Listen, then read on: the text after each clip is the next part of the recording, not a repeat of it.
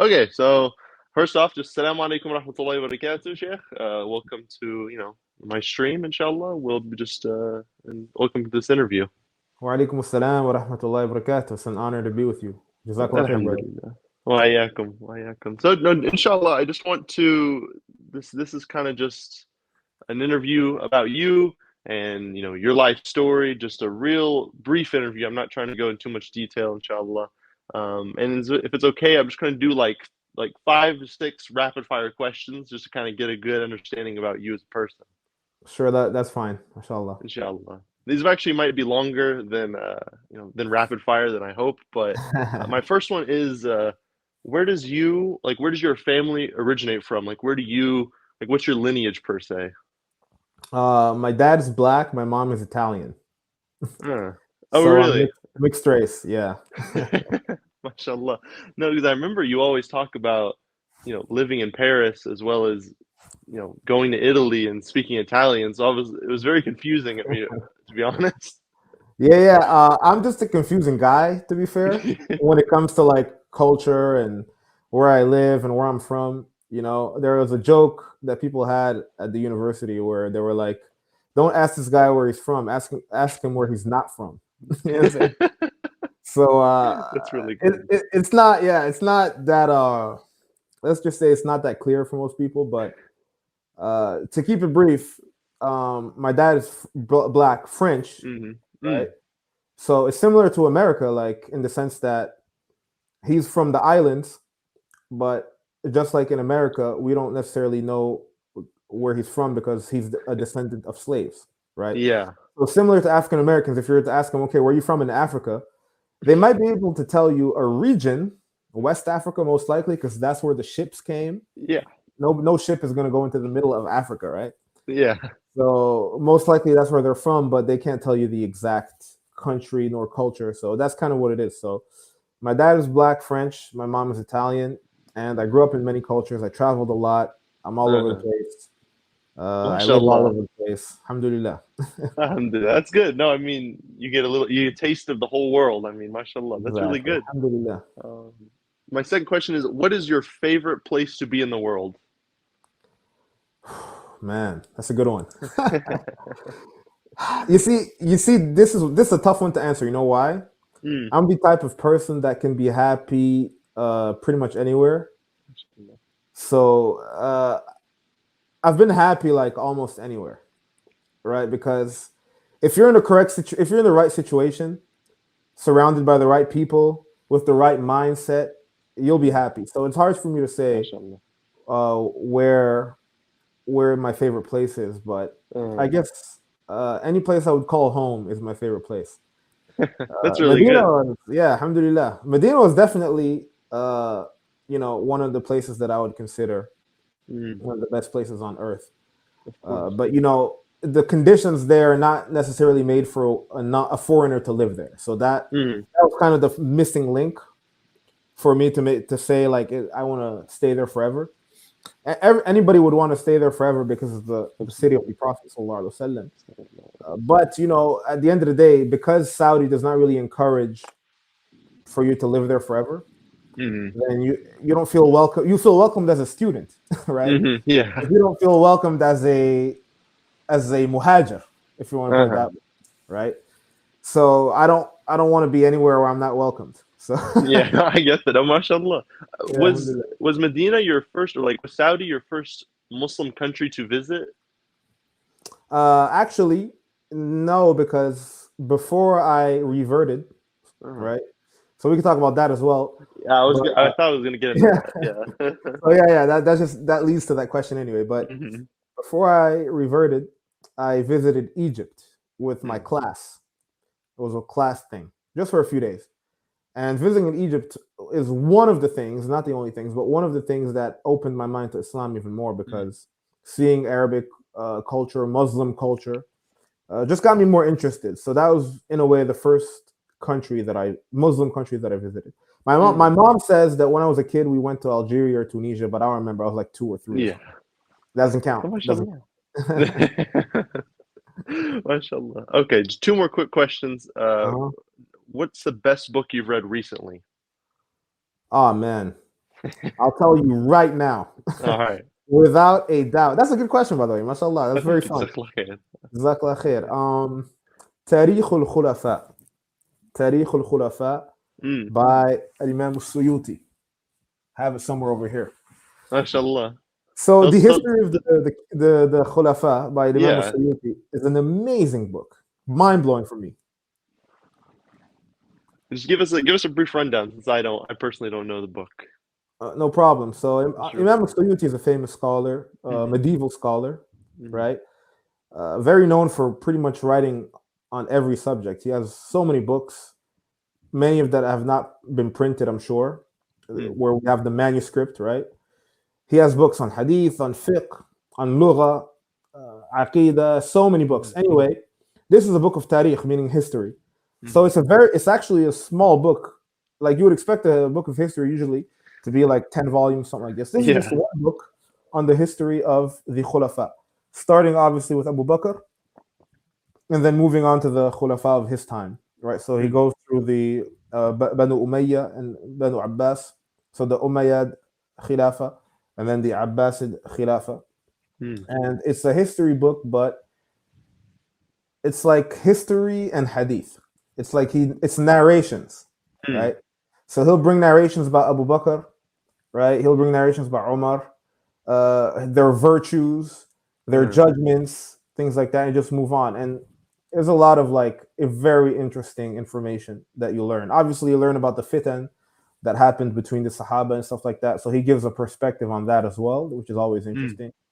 So, and then you learn about the Khulafa that come after the rightly guided Khulafa. And you kind of learn the political aspect of what happened. And I mean, we could do a podcast just on this alone. Of course you could. About any of those books behind you, yeah. Yeah, alhamdulillah. I'll stop talking right now. You could. No, barakallah feek. That's a beautiful answer. Last rapid fire question is: what's your favorite hadith that comes to your mind immediately? Oh, that's a good one. Is there one that just pops into your head? There are many that pops into my head. I guess the hadith. What do you mean by favorite exactly? I don't know, like one that you just like as maybe it really touches your heart, or you find it really interesting, whatever it may be. Okay. I've been recently reading about animal rights in Islam. And there's a hadith that the Prophet ﷺ spoke about a man who was in the desert and he came across because he was dying of thirst, but he came across a well. So he jumped in the well and quenched his thirst. When he came up, he saw that there was a dog licking the desert ground, licking the sand in order to find something humid because he was dying of thirst as well. So he felt sorry for him. He went back in the well, took his shoe, filled it up with water, brought it back up, and quenched the dog's thirst. Right, so the dog was able to drink. And the Prophet ﷺ said, Allah subhanahu wa ta'ala forgave all his sins. So Allahu Akbar. I found that very touching. And that's very beautiful. Right. It's interesting because for some reason Muslims have an issue with dogs, right? So they think that because, according to the majority of the ulama, the saliva of the dog is a najis, right? Is considered impure. They think for that reason we don't like dogs, and that we hurt them with some Muslims like hurt dogs. They think they're like a cursed animal or something like that. Some are ignorant in that regard, but in reality, it's all really about the saliva being impure. That's really as far as it goes. But as an animal, respect, as a creation of Allah, we respect the dog. Absolutely. No, that's especially living in the West. People either have, people also have the other extreme regards to. They love the dog so much where, it's like more than like a human, more than their friend. A human, for sure. It's crazy. That is crazy. And that both of those concepts of hating the dog so much that you want to kill it and like loving it so much where you love it more than a human, they're both not Islamic concepts. Exactly. So we're in the middle as usual. Yeah, as usual. We have to be. Exactly. Okay. Well, I guess we can kind of delve into your revert story because I didn't know that until until you don't mention it very often. In other interviews, I kind of briefly looked at So I don't know, maybe I guess kind of what I would be interested in is like what were you before you became Muslim? How did you kind of learn about Islam and maybe kind of the process of how you took your Shahada? MashaAllah. Uh, Okay, you can tell us as well, because I imagine you're a revert as well, MashaAllah. Alhamdulillah. So I'm sure you have an interesting story. But basically, in 2010, that's when I reverted or converted. I use both terms; it doesn't matter to me. I know I was gonna ask which one do you prefer to use? I've never really. It's not a big deal. It's not a big. Some Of people make it course. a big deal. To Hmm. me, it's not a big deal, right? To me personally, but uh, at the end of the day, it pretty much means the same thing. But in 2010, so about 12 years ago, that's when I converted or reverted, came to Islam, and eh, let's just say that there was a few things that got me interested in Islam. Right, one of the first things is, first of all, having somewhat of a knowledge of Islam. Why? Because I was familiar with Muslims, right? The Mm. knowledge obviously was very little, right? But more than your average person who has no interaction with Muslims whatsoever. So that's possible, like in America and in other places in the world, right? But in Europe, there's a lot of Muslims, Yeah. so you're bound to find a Muslim practicing, non-practicing, doesn't matter. Like the idea is that person's a Muslim, and it so happened that one of these Muslims was one of my best friends, right? So it's funny because he wasn't that practicing, but he would still try to do the minimum, which is like prayer and stuff. So pretty much that's all he would do, really, the prayer. And like the 5 pillars, like Ramadan and stuff like Hmm. that. But he wouldn't really ever talk to me about Islam, like, apart from like 5 minutes a year, like literally. Like literally, we hang out all year. 5 minutes a year, he'd be like, "Look, bro," and then he would like give me some spiritual lesson about like Islam. Uh, but Subhanallah, the lesson in this is that many times, if you want to give da'wah, there's no need for a large debate, and there's no need Mm. for a Yeah. big discussion, right? And there's no need for what a lot of people do. Sometimes it's very simple. You give like these little lessons, or you ask certain questions, and that can get a person thinking. So one time, he told me about the prayer. He's like, "Look, I pray 5 times a day, this and that." And I'm like, "Yeah, tell," because I was always curious anyway about everything, right? So I was like, "Yeah, tell me about that a little bit." And all he said, right? This is like once a year. We'll have this conversation, this type of conversation. Literally, all he said was like, "Look, if God created you, and if He gives you everything, gave you life, gives you food, gives you shelter, can't you take 25 minutes out of your day to pray to Him, right?" And that got me thinking.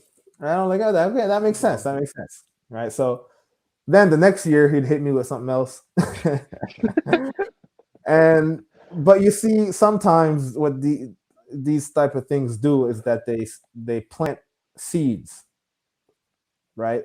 They Hmm. plant seeds that later on, later on you come back to, and then the seed grows because that's when you start getting interested. So that's kind of what happened, Mm. right? So that was one of the main things I would say that plant that got the seeds in there. And then, as I said, I had a trip to Egypt. Um, then I started researching certain spiritual things. Mm. So I started researching politics. All of these things got me thinking more and more, to the point where one of my friends, another Muslim friend, he said, maybe you should read the Quran, the translation, the English Mhm. translation. Mm. In fact, my mom was at W.H. Smith, which is like a bookstore that they have in the West, English bookstore for English books. And she's like, "Yeah, I remember you being interested in this type of stuff, Mm.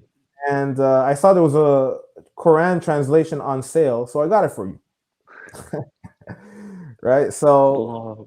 Subhanallah, that was the first time. So I read the Fatiha, and I was like, Uh-huh. "Okay, makes sense." Then I put it away. And then I revisited it months later. What's interesting as well is I watched a movie with my mom a few months earlier. That's why she kind of thought she would get the Quran for me. Mm. The movie's called Traitor. Okay. It's a Hollywood American movie about a Muslim guy who works for like the FBI or the CIA. So he's kind of like a traitor. Like that's what he feels like, right? But Yeah. then he's taking down terrorists, so he kind of justifies it. And at the end, he feels bad because by taking down terrorists, people got in the mix and died, right? Mm. So the FBI agent quoted a verse to him and said, whoever saves one person, it's as if he has saved mankind, right? So all of these things, man. Yeah. Everything is just, yeah. Everything is just flowing. We live in a globalized world where at some point, like, you just have to check it out for yourself, right? Yeah. And then at some point, I just started reading the Quran. The more I just got interested, right? At some point, I was like, you know what? Let me just read it for real. And then I started researching the Quran, its meanings, trying to read the verses, look at the verses. And I can say without a doubt, that's the moment where faith entered my heart. Because everything that was in the Quran was making sense to me. Now, you have to understand, you asked what my background was. I mean, technically, I was a Christian, but you know how Christians be. Yeah. I mean, I had these notions, but I can't say I was really practicing, right? Yeah. And in fact, what's interesting is that somehow I would never really say that Jesus was the son of God. So I always saw him as a prophet. It's weird, but I never went deep into that philosophical conversation because I just wasn't practicing enough to go there. Yeah, of course. So when you're not practicing, you don't really care about like all those details, but you have these general notions. So there's God, and like Jesus is important, right? And he's like somehow represents God, but that's as far as it goes. Like some people say son of God, some people say God. Like I just say God in general, and then Jesus is important. Like so, somehow there was a fitra there, right?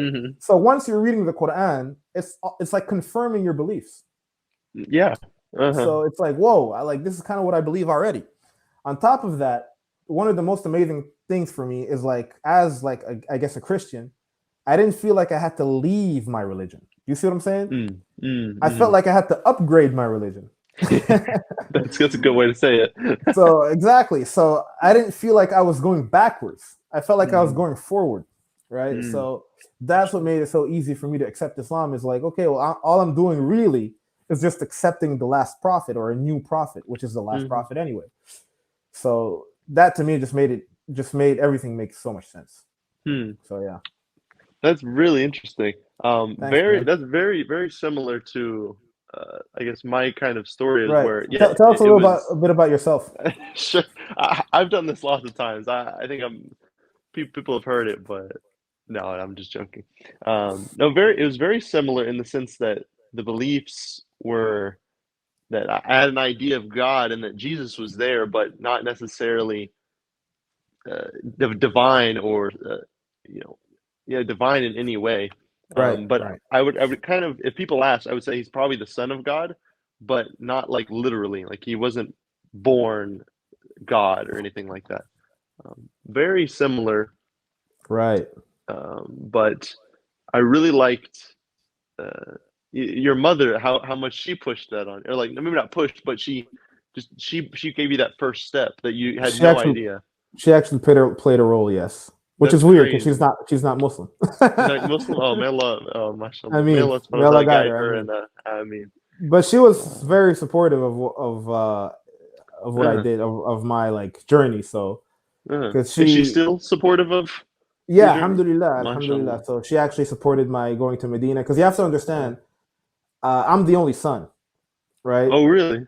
So me and my mother are extremely close.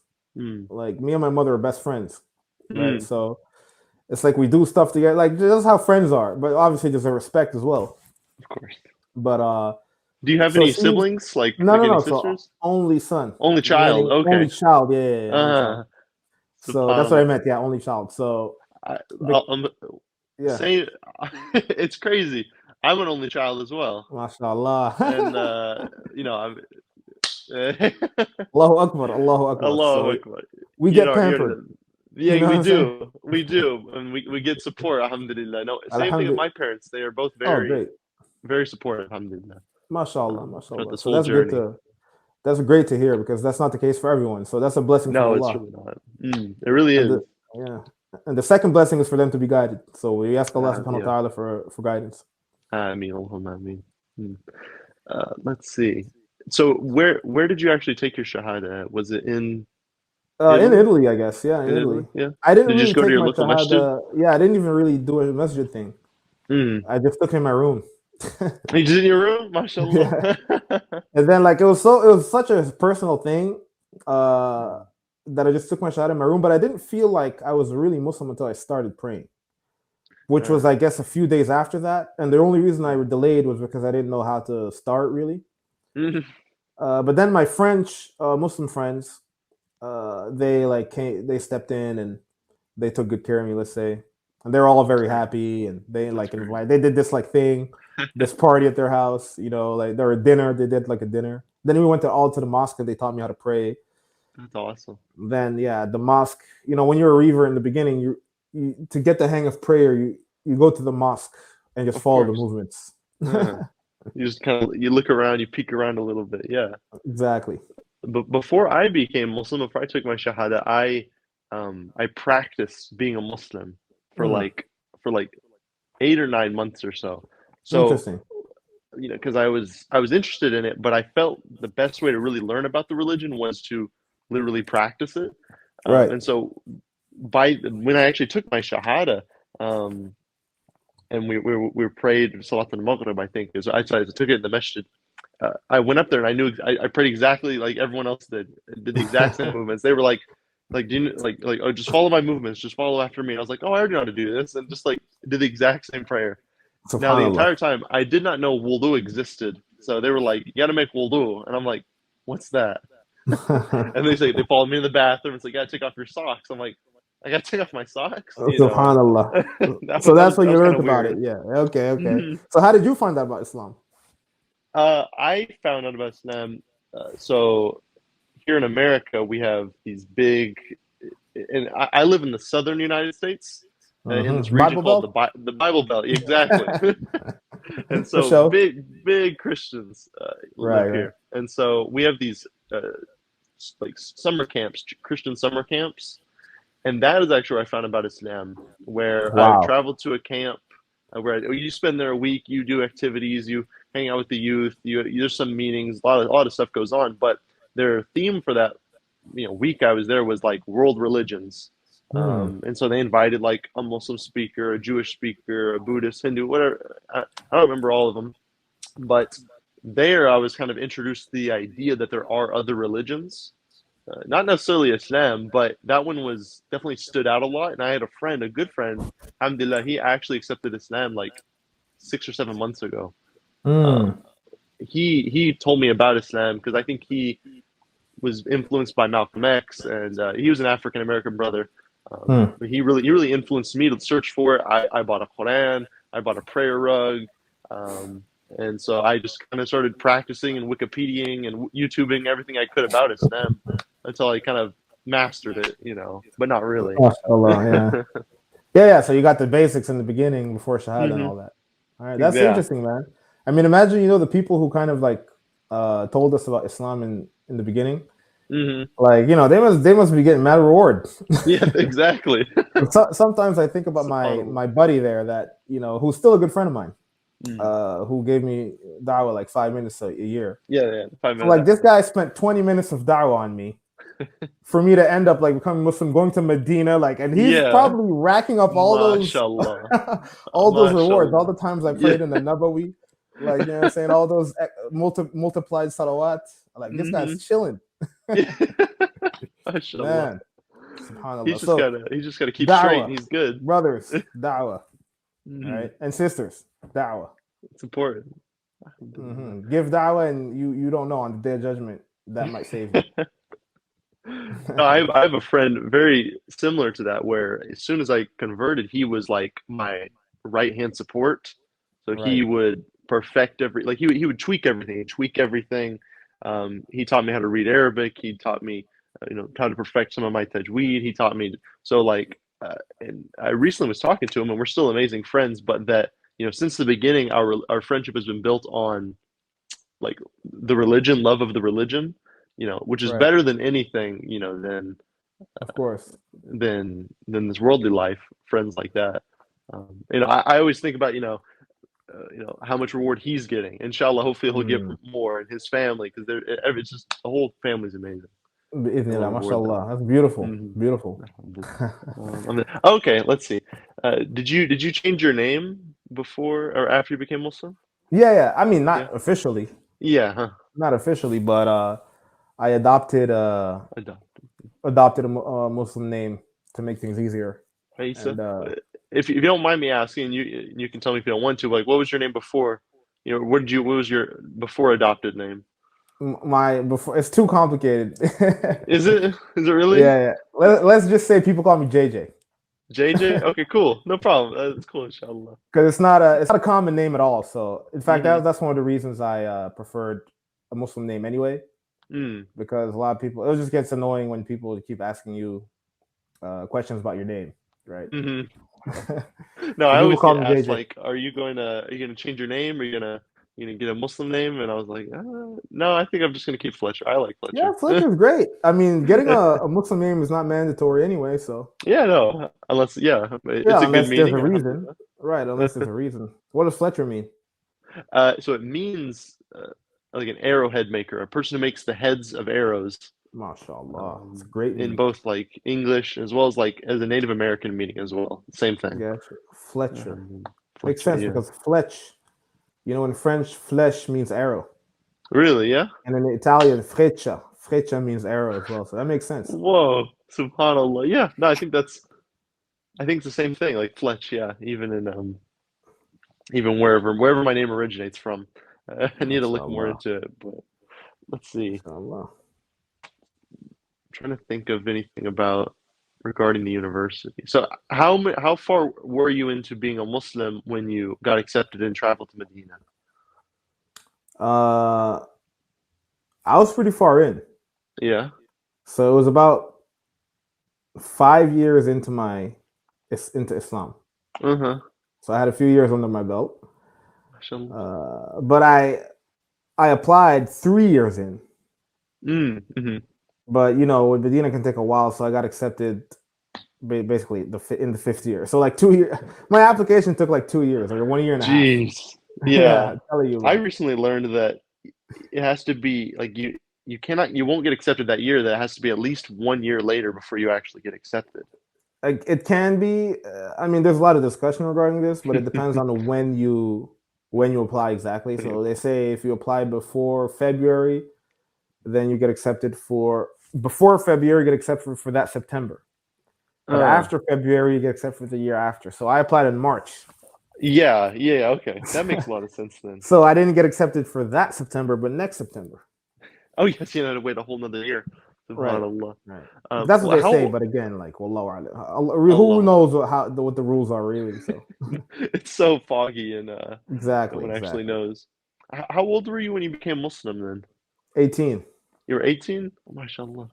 Alhamdulillah. What about I you? was 17 when I became Muslim. MashaAllah. So I Mumtaz. was junior in high school. So I was a Muslim for 1 year in high school, and then I MashaAllah. graduated. Awesome. Mashallah. Let's see. One thing that I enjoyed about, I guess browsing your YouTube channel and listening to your lectures and attending your Dalil Thought class was, your love of the Hanbali madhab.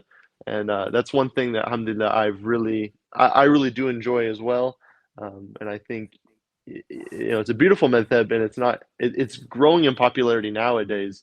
But True. historically, it's been always the fourth one. It's always been the lowest number. It's The always been minority. the minority. It's been the harshest.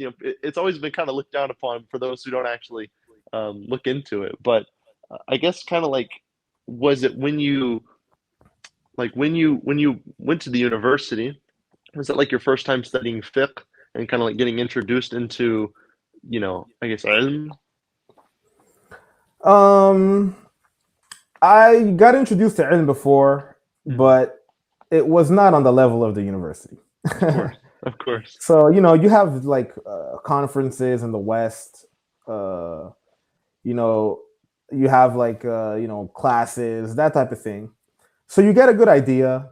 So I was not like completely ignorant about like fiqh and all that, That's good. but obviously didn't know Arabic. So Mm, not knowing Arabic, you're already like at a disadvantage, mm, and you're already like you're not like where you're supposed to be in terms of basic knowledge, right? mm, So really, the true knowledge came once I had the Arabic, to be honest, and mm. once I was at the university. So I had a little bit MashaAllah. of an idea, but it wasn't good enough in my opinion now. MashaAllah. Yeah.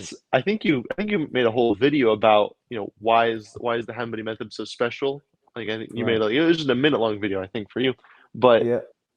like I guess I am more interested into like is there more to that? Is there like what about the Hanbali method that you specifically enjoy so much? Right. Okay, we'll talk about that then, because Yeah. you mentioned a lot about the Hanbali madhab yourself, mashallah. So you're kind of like Hmm. me, right? You're passionate about the madhab, and Alhamdulillah. to be fair, I am passionate about fiqh in general, but Hmm. the madhab is something I've recently been even more passionate about, Hmm. and it all began when I went to Medina. I wasn't really sure of what madhab was for me, right? Hmm. But I always had an idea that the Hanbali madhab was a good madhab because, let's be honest, from a marketing point of view, it's the Hanbali madhab is kind of like at the forefront. It's pretty amazing. Yeah. I mean, Like your favorite scholar is probably your Hanbali these days, right? Like before, like so for example, before Medina, that idea of the Hanbali madhab was always like positive for me. mm, So once I got to Medina and started studying there, um, in the beginning, I told myself, look, there's no point in me being in a Hanbali country, right? Which is pretty much the only Hanbali country in the world, if you look at it, mhm. right? There's no point of me being here and studying another madhab. Yeah, I'll study another madhab. I'll study Malikiya when I go to Morocco, right? exactly. Yeah. Or I'll study Shafi'iyya if I go to like Indonesia, right? Hmm. But right now I'm in Saudi. So these guys, all these scholars are Hanbali. These guys are like masters at Hanabila Masail and all these things. So let me study with these guys because it's now or never if I want to study, like, you know what I'm saying? If I'm Yeah, take interested, advantage. right, I want to take advantage of the fact that I'm Mm, here and this is what the country is about, right? mm, So the Hanbali madhab is very ingrained in the Saudi, I guess, culture to a certain degree. mm, Then obviously we can discuss the details of that, but that's the general idea. So mm, that's what it was in the beginning.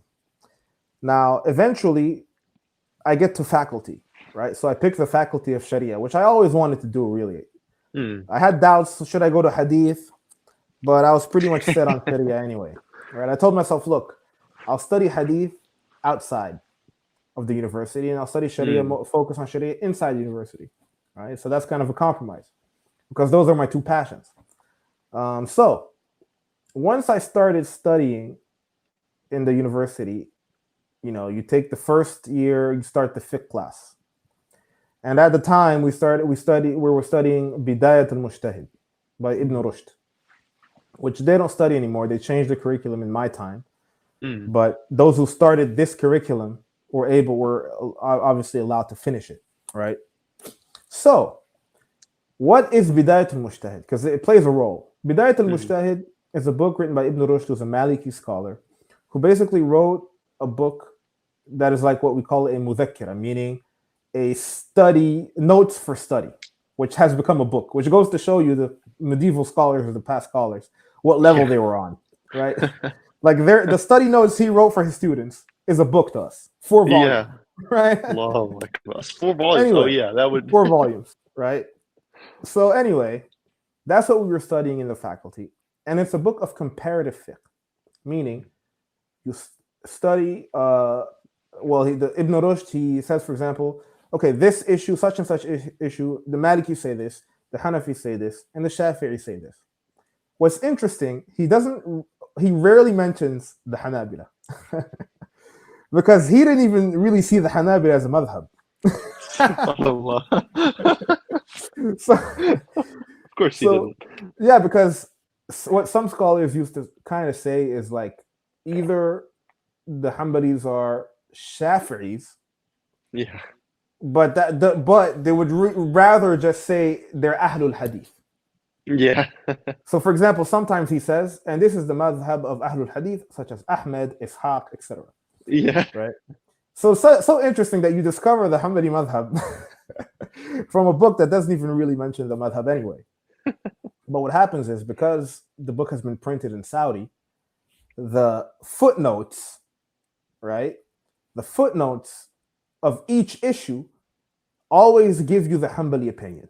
Mm. So the author will say, Ibn Rushd will say, the Maliki say this, Hanafi say this, Shafi'i say this, and then you'll have the footnote that says, and the Hanbali say this, right? So I had the Hanbali opinion. And then the teacher, being a Hanbali, because all the teachers there tend to be Hanbali, or for the most part at least, he would be very well versed in the Hanbali opinion, so he would always give us the Hanbali opinion. So that's how I was studying comparative fiqh. Comparative fiqh, through comparative fiqh, you can see what all the madhahib say.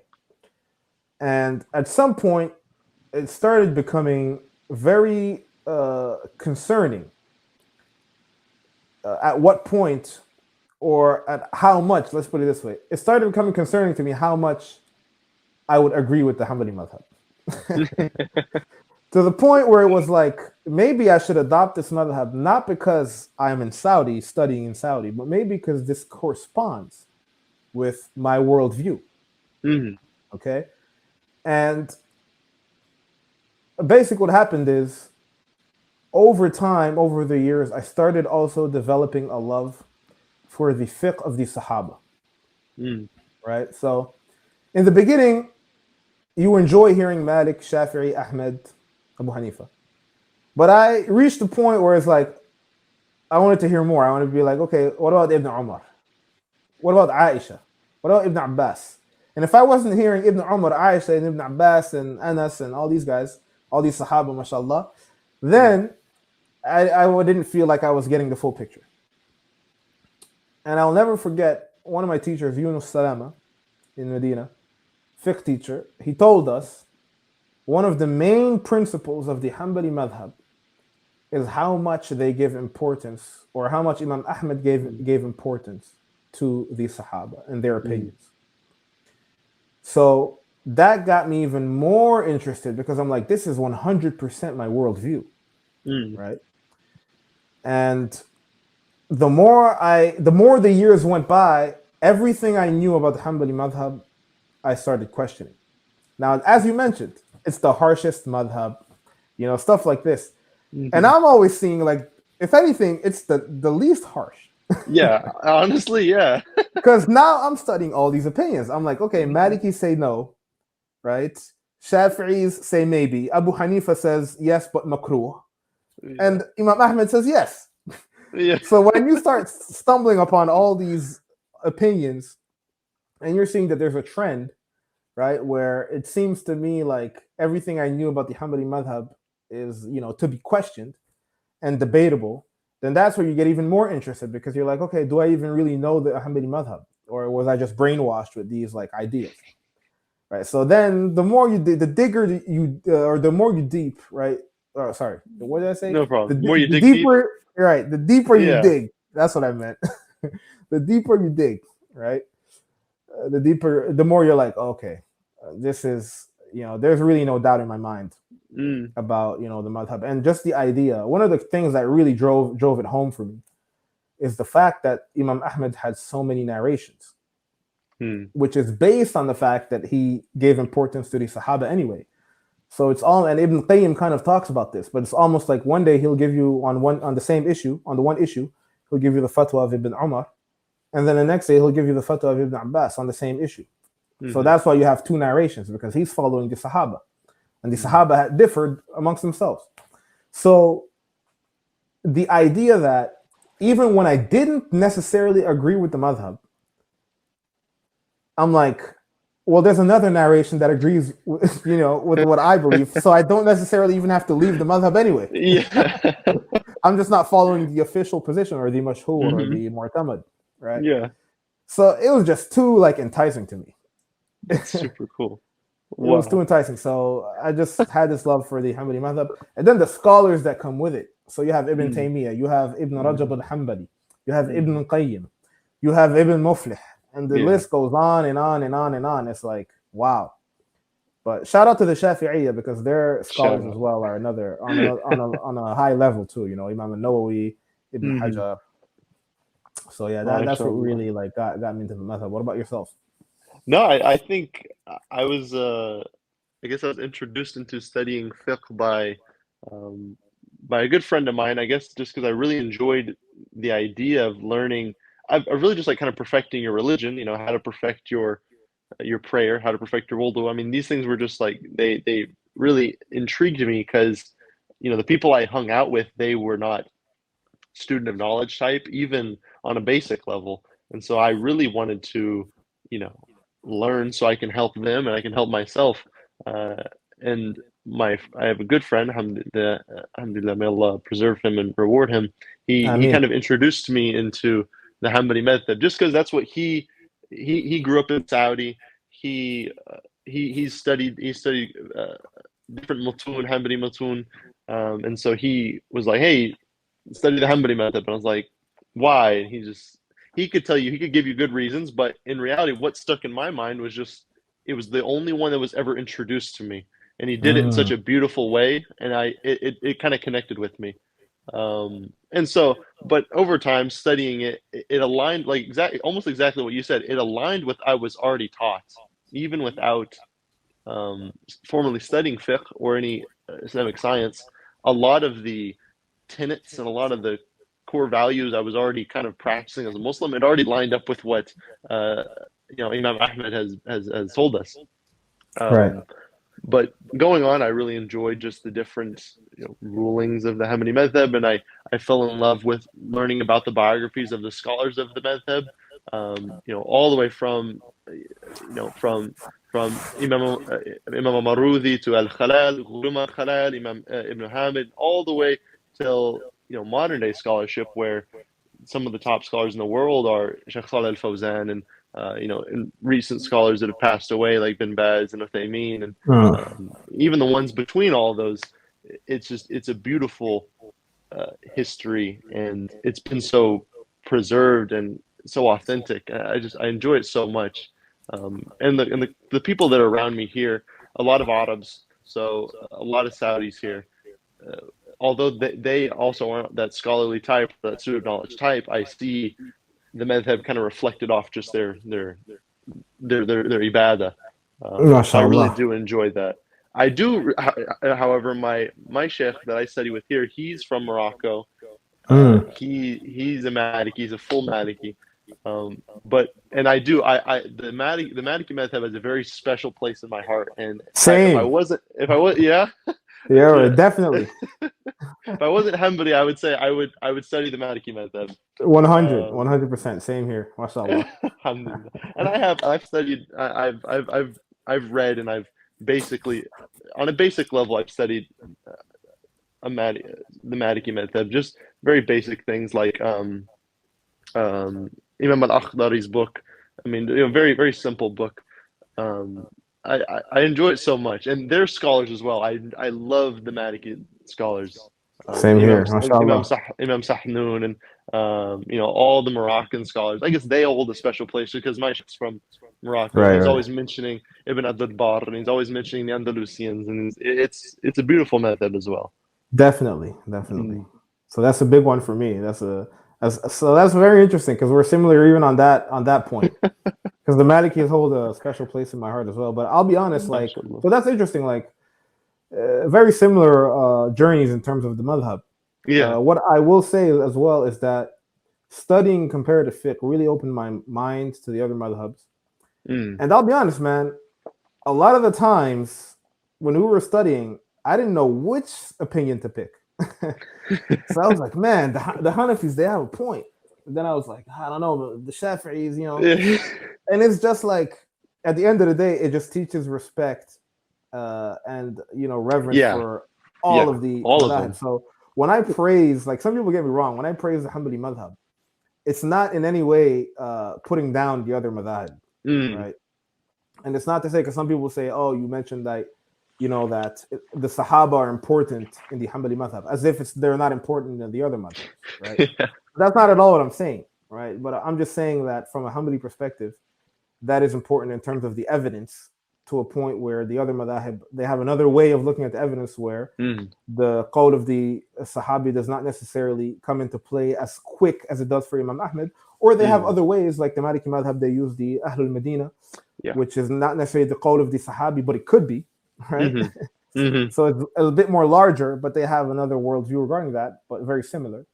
So that's the idea. I would also like to say that one of the things that I really liked about the Hanbali madhab as well, and this is my personal opinion, is that somehow I find that the Hanbali madhab is adapted to the West.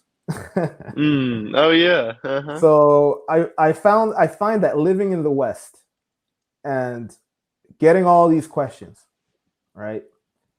And I end up seeing that this, from my personal experience and perspective. Now, people are allowed to disagree with me on this, but from my personal experience and perspective, the Hanbali qawl tends to, or the Hanbali opinion tends to solve a lot of problems in the West, right? So you could say that maybe for the Hanafiya as well. I feel like the Hanafiya on certain topics, they may play a role in solving a lot of issues in the West.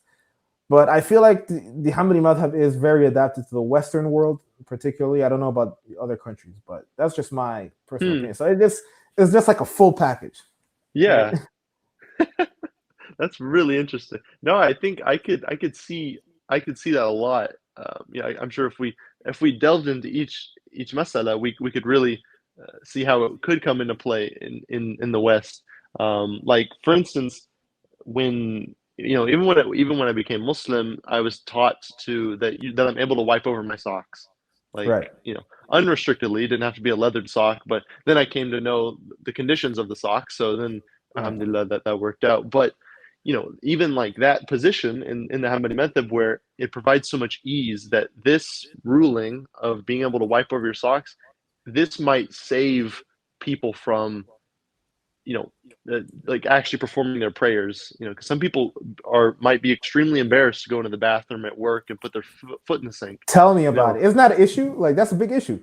Yeah, it is. No, I think in America there's been like justice wise, or there's been some problems on that level, because some people complained, and I forgot what university, about like the because there's a lot of Muslims in that area, complained about the bathroom always being wet, people washing their feet, so that got raised to a higher level. Like, I think that people complained, and it became like an issue. So it can be an issue.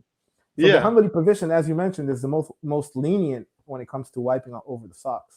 The others, it might help people actually fulfill their prayers if they weren't going to do it because of embarrassment, or exactly. It might not be easy for them to actually wash their feet. And that's just looking at it from just looking at the beauty of it. MashaAllah, yeah. So you how many years were you in Medina for? And you recently graduated, correct?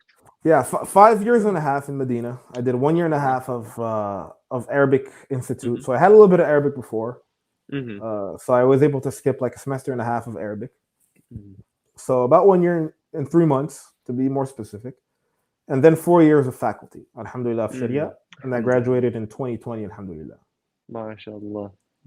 So this is an extremely big question. I'm sure you've thought about this, but like, what's your plans next for seeking knowledge?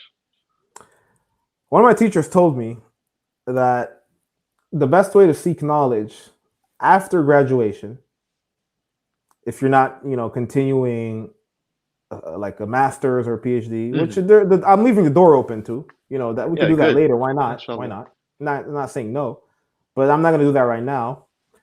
But one of the best ways of seeking knowledge is working in the da'wah, because it keeps you on your toes in terms of knowledge. And unfortunately, what happens too often is people go to Medina or any other university, Saudi university, or even elsewhere. They study for 4 years, 6 years. They come back to the West, or they go back to their home country. They get a job at a restaurant, and a year or two after that, they're like, I wonder why, like, I forgot all my knowledge. Of course. You know what I'm saying? So, and you know what? This is an issue, because I remember one of my teachers also saying, we see hundreds of graduates, thousands of graduates every year where are they? Like literally, I'll tell you where they are. A lot of them, possibly most, but that's a hard thing to say. Maybe most, but I'll for sure, hard fact, a lot of them are not working in the da'wah and are just working regular jobs, right? So what happens is when you work a regular job, you get tied down, it takes energy, it takes time, and then eventually, on plus on top of that, you add married life or just family life. Eventually the knowledge becomes like, it just becomes like background. Yeah. So it's very hard to revise in that situation. So this is why one of my teachers, Abdullah Abul Khayl, one of my favorite teachers, one of the best teachers in fiqh that I studied under in Medina, he advised us to get a job in the da'wah, whether that's teaching, whether that's being an imam, because that will force you to revise and to keep up with the knowledge. And that's exactly what I did. And I can guarantee that from my perspective, he was 200% right. Like, if anything, I'm gaining more knowledge now. But because here's the thing. A lot of people, Abul Khayr also said, this sheikh, he also said, when you study in Medina, you are getting the keys to knowledge. And once you go back to your country, that's when you apply that knowledge. Okay? Which is why I can say, like, I'm getting knowledge now because this is where I'm doing all the research. So Medina gave me the keys. I studied fiqh, I studied usul, I studied lugha, I studied aqid, I studied the basics. I read some books, this and that. Now I can go deeper with the keys. So now the door is being opened with the key that was given in Medina. Do you see what I'm saying? So as long as you work in the da'wah, whatever it is, whether it's teaching, imam, like I'll tell you right now, people wonder, like, how do you keep up with Quran? How do you revise Quran? And I've been lazy when it comes to revising Quran. And nothing keeps me more on my toes than, leading prayers. Yeah, of course. Now you're forced to revise. You're like, oh boy. You're like, this is not just between me and Allah now, right? Like, now other people are going to be hearing my recitation. So that, like, now gives you extra motivation. So just the whole idea is that's the best way to continue seeking knowledge. That's great. That's great advice. No, that's beautiful. MashaAllah. I'm trying to think. Probably one last thing, and then we can wrap up here. I'm trying to think of just one good last question. Sure. I mean, you get asked this a lot, and I think in every interview I've kind of like looked. It's on your YouTube channel. I can see it's like, what advice can you give to the student of knowledge who wants to seek? And that we can do that real quick. But is there anything that people here in the West that want to go, maybe they want to go overseas and seek knowledge, maybe they want to, they just want to become more knowledgeable and help out their community, get into the da'wah scene, as you said. Is there anything, like any like experience that you can share? Any because I'm sure we succeed in things and we fail in things. Is there anything you can tell people to avoid or to watch out for on their path to actually seeking knowledge?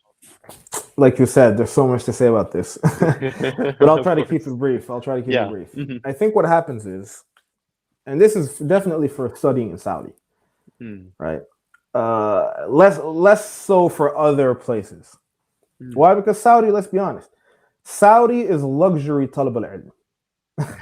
Yeah. Like they give you room and board, they give you salary, even though it's not a lot. It's good enough for over there, right? You get a lot of free stuff. The environment is somewhat acceptable, at least for Western students. So it's what I would call luxury talab al-ilm.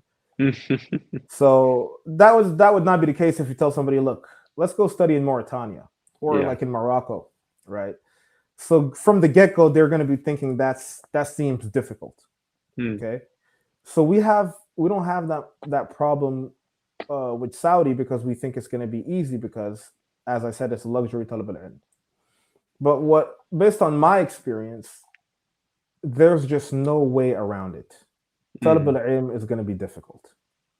Okay, it's going to be very difficult no matter what, and I think it's just the sunnah of Allah that He will test you. So you could be seeking knowledge in a palace, right? Doesn't matter. You could be seeking knowledge in a palace or a banquet. You're going to be tested somehow. Like, so what I would advise is prepare yourself mentally to be tested, because unfortunately what happens too often is people really go to Medina or just to a Saudi university in general and really think they're going for Umrah. They're going on Umrah or Hajj for like 4 years. Because people go on Umrah, right, or Hajj, and they're like, oh my God, that was amazing. Great experience. Okay, they were like in a hotel room for a week. They had no responsibilities. Right? They had no exams, right? They didn't have to deal with any locals, right? They didn't have to deal with any administrations. They were just on vacation, and they keep that in their mind, and they think that when they come back to Medina, it's going to be like that for 4 years. But in reality, you go to Medina, or for some, you come back to Medina, and you realize this is not the case. Now, all of a sudden, now you have to deal with all these issues. Now, Medina is the city of the Prophet, sallallahu alaihi wasallam, one of the best places on earth, but it's still an Arab country with Arab problems, that is found in most Arab countries. So you'll have tribalism. Every country has its. That's what I'm trying to say. Like every country has its. The West has its problems, but the Middle East has its problems as well in terms of societal problems. And people think that they're going to go to Medina and all their problems are going to end. Right? Like people really think this, right? So they come to Medina and they literally get slapped in the face. They get shocked because they have to deal with all these issues, and that's not really what they signed up for in their mind. And I kid you not, most people don't end up finishing the university from the West. From the West. In fact, the rumor says, and this was quoted, people quote it from the director of the university a few years back, who says only 2% of the Western students graduate. Wow. So in the beginning, I was like, I don't know. At the end, I was like, that could be true. Yeah. Because I remember how it was in the beginning, and all the Western students I came with from America, from France, from Italy, from Canada. And then in my last semester, I'm like, where is everybody? It's like we're 3 now. We came, we were like 100. We're 3. Allah. Jeez. SubhanAllah. So listen, I know at least 2 brothers who left in their 8th semester. They're like, I can't take it anymore. Wow. They couldn't even be patient for 1 more semester. Yeah. So people think this is a joke. Like, people think this is a joke. They really think like, oh, I'm going to be here. I'm going to go to Medina and chill. It's not chill. I'll let you know right now. It's not now. It can be chiller, for some more than others based on their situation. Some may be richer than others, whatever the case may be. But everybody will be tested. And, you have to know that in advance to not be shocked once you get there. So that once you get there, you can adapt to the environment. So that's the biggest advice I would give. You're going there to work hard. You're going there to be tested, right? And you're going there to seek knowledge, because unfortunately, there's also a problem of intention. So that's my other advice, is watch out for your intention. Too many students come, and people will literally tell me, I came because I just want to go to the haram, or go to do Umrah, right? As much as I can. Stuff like this. Which, look, in and of itself is not a bad intention. Yeah. But then you didn't come for knowledge. So don't be surprised when in your first year or second year you leave.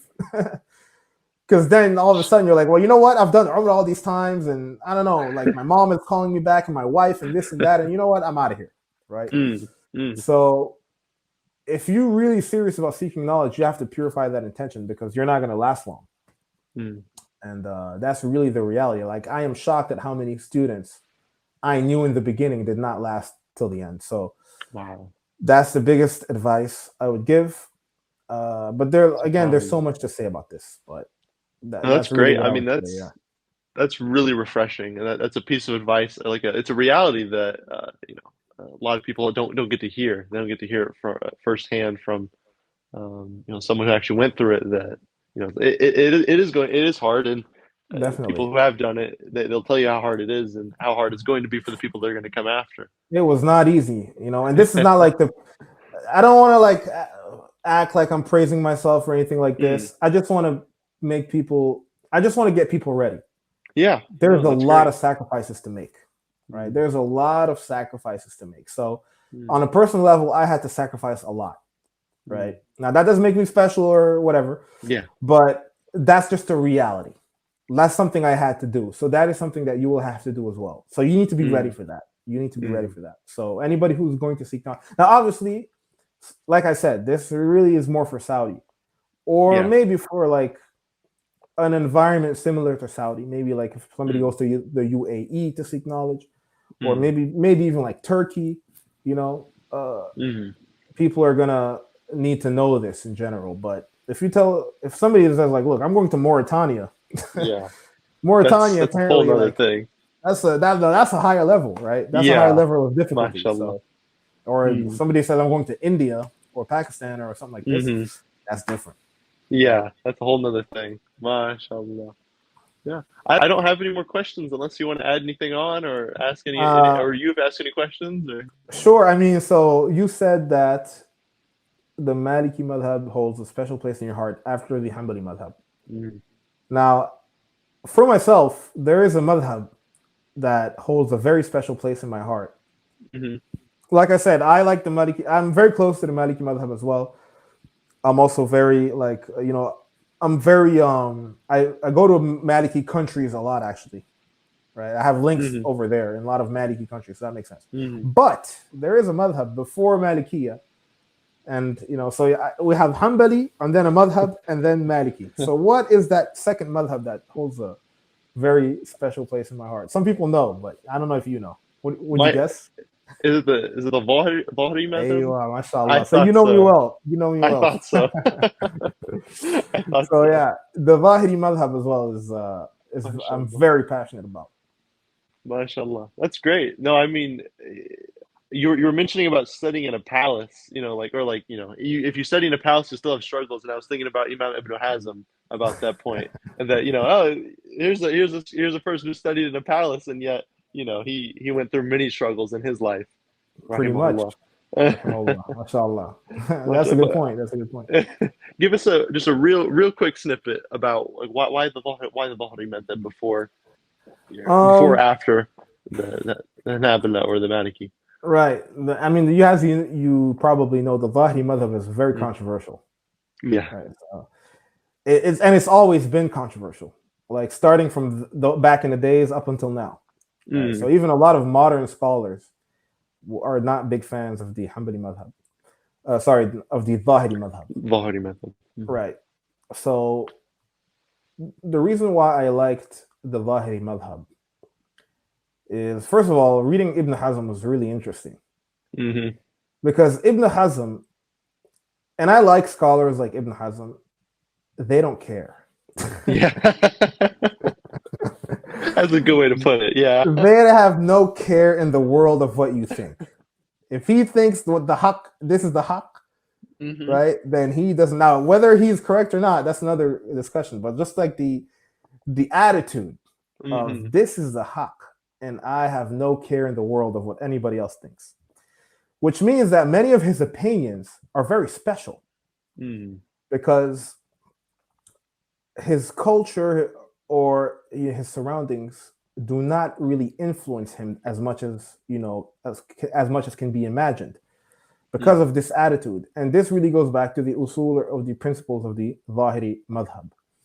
And again, similarly to the Hanbali madhab, I found that many of the Zahiri opinions were in line with my opinions on certain issues, not on every issue, but on certain issues, which is why I say I'm like 80% Hanbali and like 20% Zahiri or something like this.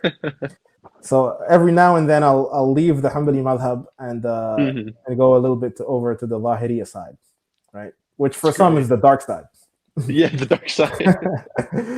But no, like honestly, here's the thing. Sometimes too much qiyas.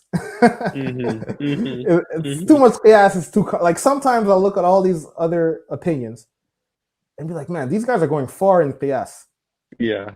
And then I look at Ibn Hazm or Imam Dawood from the Zahiriyah, and there's just like a simple opinion, and you know, and you're like, well, all these other opinions, what's really the direct evidence for that, right? So there's all these discussions going on in your brain when you look at the Zahiri opinion, and sometimes it's just more convincing, right? From that point of view. So it really got me interested. On some opinions, you're like, okay, this is too much qiyas. not all the time, but sometimes. And again, the Zahiri madhab, in my opinion, is on some opinion. I keep saying this because it's important, right? On some opinions, is very adapted to the West as well, I believe, because the simplistic, side of it, and sometimes the sticking to the dalil, because the dalil sometimes is very simple, and we try to think too hard about about the dalil. That's what I believe. And this is just the nature of fiqh. Fiqh, in its nature, is a lot of discussion and a lot of detail, and this level of discussion and detail is adapted for certain contexts, but not for every context. And I believe sometimes the Western context, we do need some Zahiri opinions. Wallahu a'lam. Allah, that's great. That's beautiful, mashallah. I personally, I don't know much about the Zahiri madhab exactly. I mean, Imam Ibn Hazm is a very interesting character, and he's very cool to learn about. But inshallah, that's great. No, I don't have anything else to add, Sheikh, unless you do. Me neither. I know that you're, inshallah, you two are going to seek knowledge soon. Inshallah, I haven't really publicly said anything, but yeah, inshallah, I'll be going to Medina in September, inshallah. Inshallah, may Allah make it easy for you. Ameen, Allahumma ameen. So if you got any connections over there, just hook me up, let me know. For sure, I definitely will. Inshallah, that's great. Allah make it easy. May Allah grant you success and make you from the ulama. Ameen. And to you as well. Allahumma ameen. It was an honor talking to you. Yeah, barakallahu feek. Yeah, maybe inshallah you can have you back on another time, or inshallah we can do this. My pleasure. Inshallah. May Allah grant you a successful Ramadan. Ameen. Forgive you of your sins and shortcomings. Ameen. Allahumma ameen. Ameen ajma'in. Okay then. Inshallah. Yeah. Wa ayakum. Inshallah. Assalamu alaikum wa rahmatullahi wa barakatuh. Wa alaikum assalam wa rahmatullahi wa barakatuh.